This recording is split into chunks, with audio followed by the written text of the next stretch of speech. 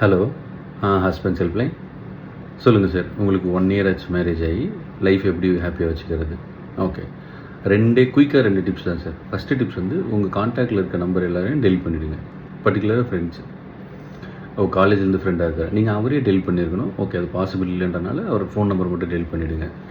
தென் ஒரு WhatsApp group create பண்ணிக்கணும். அதில் யாருன்னா நீங்கள், உங்கள் ஒய்ஃபு, அதே அப்புறம் உங்களை மாதிரியே மேரேஜ் ஆனால் இப்போ உங்களுக்கு 1 இயர்னா இன்னொரு 1 இயர் மேரிட் அந்த ஹஸ்பண்ட் அண்ட் ஒய்ஃப் அவங்க 2 பேர் நம்பர் இல்லை அவங்களுக்கு இன்ட்ரெஸ்ட்லாம் அந்த வாட்ஸ்அப் குரூப்பில் க்ரியேட் பண்ணிவிடுங்க. க்ரியேட் பண்ணி பேச ஆரம்பிங்க.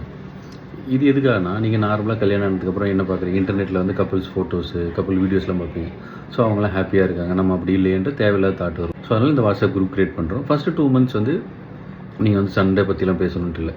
ஃபஸ்ட்டு 2 மந்த்ஸ் மேபி கோவா போகிறது, இல்லை யூரோப் ட்ரிப் போகிறது, இல்லை ரொம்ப நாளாக பாலி போகணுன்னு நினச்சிட்டு இருந்தது, இந்த ட்ரிப்பெல்லாம் அதை டிஸ்கஸ் பண்ணுங்கள். இல்லை போகணுன்னு அவசியம் இல்லை, டிஸ்கஸ் பண்ணால் போதும். டிஸ்கஸ் பண்ண ஆரம்பிங்க. But second month 3rd month வரைக்கும் பேசிகிட்டே இருந்து பக்கத்தில் மேபி பாண்டிச்சேரியோ மகாபலிபுரமோ போங்க. அப்போ வந்து சொல்ல ஆரம்பிப்பாங்க, லைஃப் என்னமோ நினச்சேன், மேரேஜ்னால் இப்படி நினச்சேன், அதில் கொஞ்சமாக இருக்கும். அப்போ அதுக்குன்ட்டு நீங்கள் அவங்களை வெயிட் பண்ணக்கூடாது. நீங்கள் 2 உண்மையை சொன்னீங்கன்னா தான் அவங்க 2 உண்மையை சொல்லுவாங்க.